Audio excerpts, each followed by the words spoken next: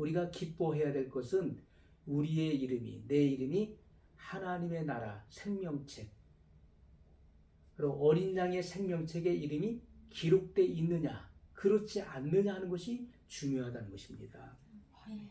이 땅에서 아무리 능력을 행하고 귀신을 쫓아내고 한다 할지라도 그것은 구원과는 무관한 거예요. 그리고 나서도 주님 앞에 부인당할 사람들이 많이 있잖아요. 그것이 마태복음 7장 21절로 23절에 기록되어 있는 말씀이에요. 주님의 이름으로 선지자 노릇하고 주님의 이름으로 귀신을 쫓아내고 많은 권능을 행했던 자들이 결국 주님 앞에서 나는 내가 누군지 도무지 알지 못하노니 내게서 떠나가라 하는 그런 주님께로부터 부인당하는 이들이 나오게 되잖아요.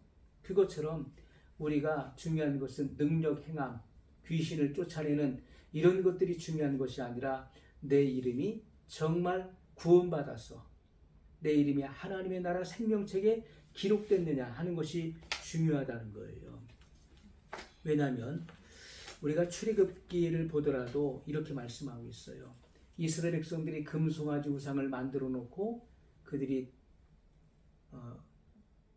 우상 숭배를 할 때 하나님께서 모세를 시내산에서 내려가게 하셨죠. 지금 백성이 되게 범죄하였다. 그래서 그 받았던 그 십계명 돌판을 땅에 내어 던져서 깨트려 버려요. 그리고 나서 하나님께 중보하는 것입니다. 그때 자 이렇게 모세의 기도가 출애굽기 32장 32절로 33절에 나오고 있어요. 그러나 합의하시면 이제 그들의 죄를 사하시옵소서. 그렇지 않사오면 원컨대 주의 기록하신 책에서 내 이름을 지워버려 주옵소서. 주의 기록하신 책 무엇입니까? 생명책을 말하는 거예요.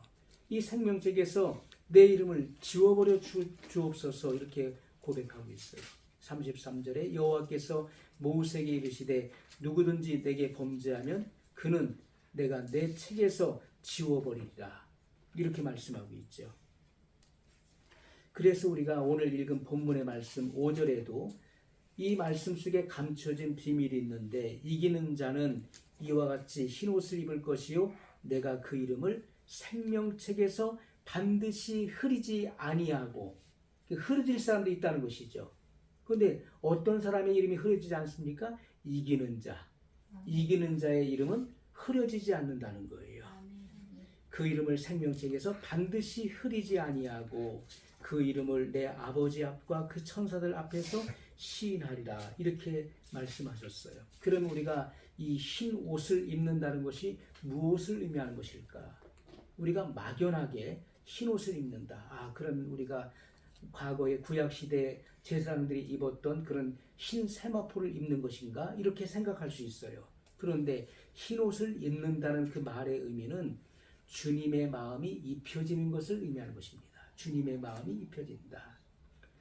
그래서 우리가 항상 이 마음이라고 하는 것은 근원적인 것을 말하는 거예요. 근본적인 부분을 말하는 것입니다.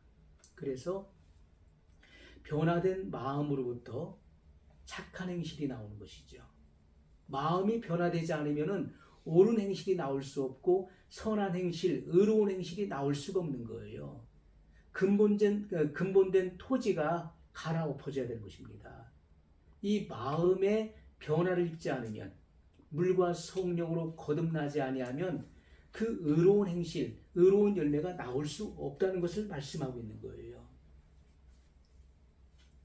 그래서 우리가 이렇게 그 옷을 더럽히지 않는 자들이 흰 옷을 입고 주님과 함께 다니게 될 것을 분명히 말씀하고 있어요.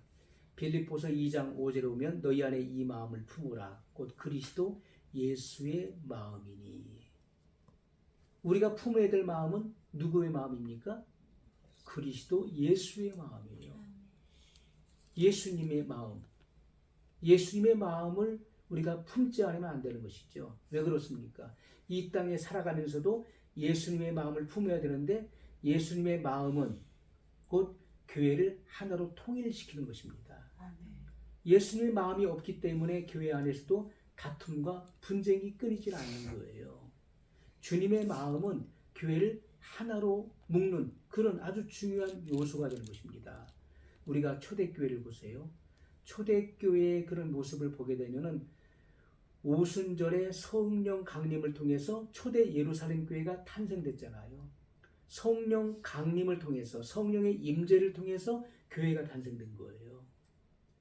그리고 나서 초대교회의 모습을 들여다보게 되면은 거기에는 각국 사람들이 다 모여 있어요. 각국 사람들이 다 모여 있고 각 그 인종들이 거기에 모여 있어요. 그리고 거기에는 남녀노소의 차별이 없고 그리고 주인과 노예의 차별이 없어요.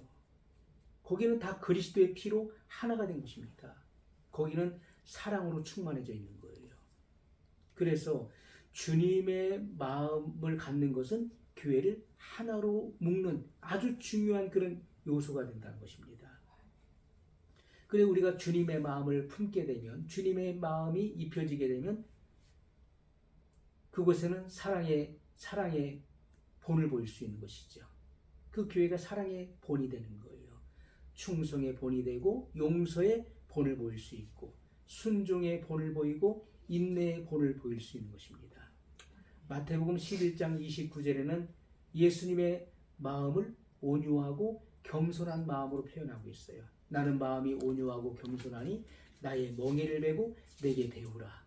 그리하면 너희 마음이 쉼을 얻으리니 이렇게 말씀했어요. 예수님의 마음을 예수님께서 친히 말씀하시기를 나는 마음이 온유하고 겸손하다. 이 마음을 품으라는 것입니다. 이 마음을 가지라는 거예요. 우리가 신앙생활 하면서 어떤 마음을 가지고 신앙생활 하느냐 하는 것은 굉장히 중요한 부분이에요. 내가 어떤 마음을 가지고 신앙생활을 하고 있느냐. 내가 이 시간 예배 드리는데 어떤 마음을 가지고 예배를 드리느냐. 어떤 마음을 가지고 내가 상대방을 대하느냐 하는 것은 굉장히 중요한 부분이에요. 내가 어떤 생각의 사람이냐, 내가 어떤 마인드를 가지고 있느냐는 것은 너무나 중요한 것이죠. 왜냐하면 오늘날도 교회 안에서 많은 어떤 다툼이 일어나는 그 요인이 무엇입니까? 교회 안에 분쟁이 일어나고 그리고 파당이 일어나고 하는 그 요인이 뭐예요?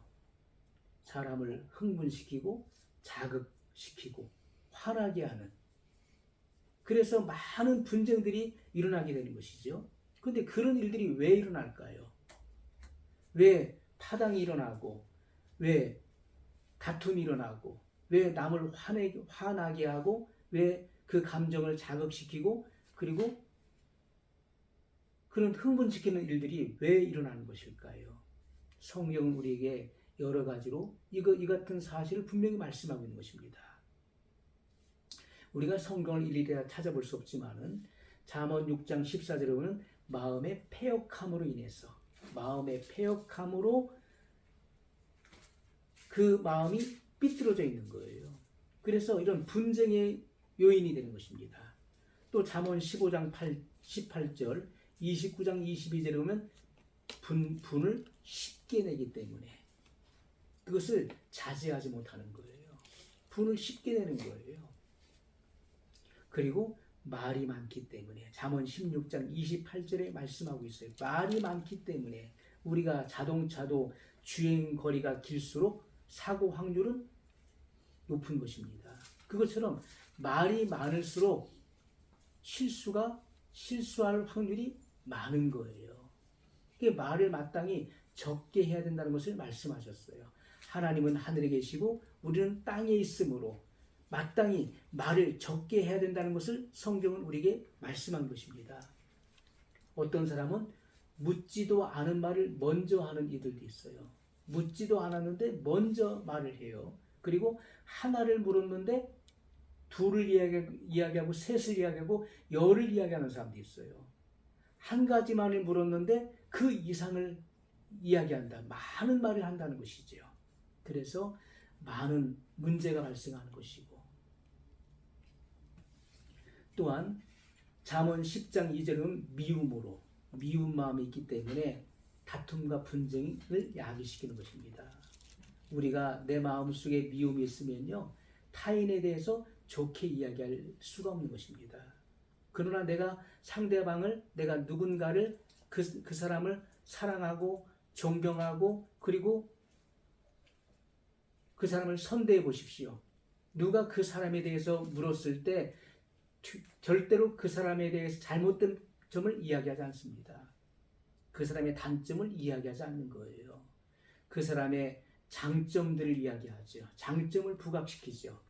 그러나 내 마음속에 그 사람에 대한 좋지 않은 감정을 가지고 있고 미운 마음을 가지고 있고 악한 마음을 가지고 있을 때 어떻습니까? 말을 부풀려서 더욱더 안 좋게 이야기하지 않습니까? 그래서 마음속에 미움이 있기 때문에 이런 분쟁의 요소가 되는 거예요. 또한 잠언 13장 10절에 보면 교만하기 때문에 분쟁이 일어나는 거예요. 그래서 우리는 항상 낮은 마음, 나보다 남을 낮게 여기는, 남을 선대하고 그리고 남을 존귀 여기는 그런 겸손의 자세를 가질 때는 그 어떤 분쟁이 일어날 수가 없는 거예요. 그러나 다른 사람을 나보다 밑으로 보기 때문에, 그런 교만의 눈으로 보기 때문에, 교만의 마음이 있기 때문에 그런 분쟁이 일어나는 것이죠. 또 잠언 18장 6절, 20장 3절에 보면 입술이 미련해서, 이 말의 문제가, 성경은 이 입술의 문제를 많이 다루고 있어요. 야고보 기자도 사람이 말에 실수가 없으면 저는 완전한 자라 말씀했어요. 하나님은 우리에게 완전한 자가 되기를 원하시는 거예요. 말에 실수가 없는 자가 되기를 원하시는 거예요. 근데 사람들은 이러한 입술이 미련해서 그 적절치 않은 말, 해서는 안 될 말, 해서 유익될 것이 없는 말, 이 같은 말들을 많이 함으로써 많은 문제들을 야기시킨다는 거예요. 내 입에서 말이 나가는 순간에 나와 내 말은 분리가 되는 것입니다. 내 입에서 말이 나가는 순간에 절대로 그 말을 다시 돌이킬 수 없는 거예요. 마치 물을 땅에 쏟게 되면 주워 담을 수 없는 것처럼 말을 내뱉는 그 순간에 나와 내 말은 분리가 돼요. 그리고 그 말은 여러 사람을 통해서 여기저기를 떠돌게 되는 것입니다. 그리고 결국 그 말이 내게 돌아오는 것이고 그 말에 대해서 나는 책임을 져야 되는 거예요. 왜냐하면 나와 내 말은 다르지 않은 것이기 때문에 그렇습니다.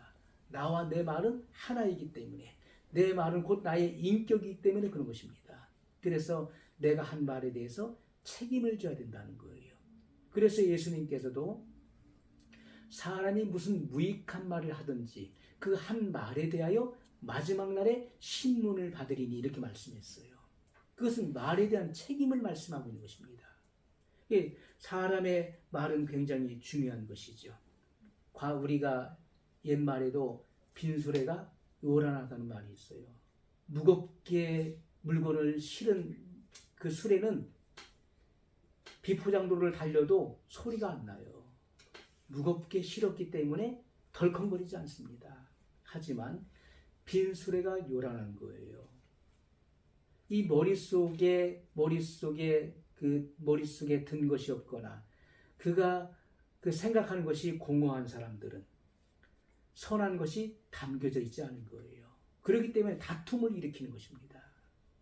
분쟁을 야기시키는 거예요.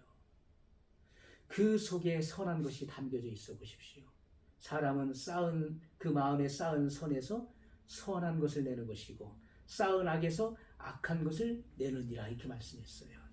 내 마음속에 무엇이 담겨져 있느냐에 따라서 그 담겨져 있는 것을 결국 그것이 나오게 돼 있다는 거예요. 사람은 그 마음에 가득한 것을 입으로 말함이라고 예수님 말씀하셨죠. 내 마음속에 무엇이 담겨져 있느냐, 그 안에 공허한 것 그리고 더러운 것 혼잡한 것이 담겨져 있는 사람은 그 같은 말을 하게 돼 있는 거예요. 그래서 선한 것, 하나님의 진리가 그 마음에 담겨져 있는 사람들은 하나님의 말씀을 하게 돼 있는 것입니다. 이것은 굉장히 중요한 것이죠. 우리가 물과 성령으로 거듭난 그리스도인들은 하나님의 사랑이 그 마음에 깃들인 것입니다. 그래서 하나님의 성품이 그 마음 안에 들어와 있기 때문에 화목하게 되는 것이죠. 모든 사람으로 더불어 화평함을 힘쓰는 것입니다. 화평함을 힘쓴다는 거예요. 그리고 이런 거듭남, 중생의 단계에서 성결의 단계로 나가기를 갈망하는 것이죠.